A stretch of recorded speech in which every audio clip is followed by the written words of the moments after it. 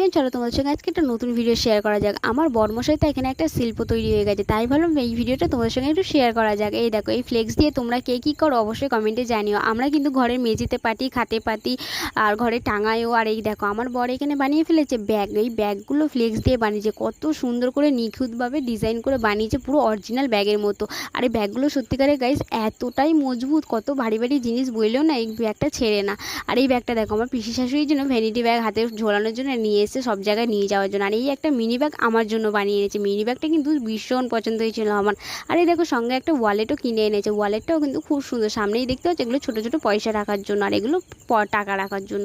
তোমরা অনেক কিছুই রাখতে পারো। তো যাই হোক, এটা আমার বর বানিয়েই এনেছে। আমি তোমাদের সঙ্গে একটু মজাই করলাম, কারণ আমি ভেবেছিলাম এটা পুরো কিনেই এনেছে।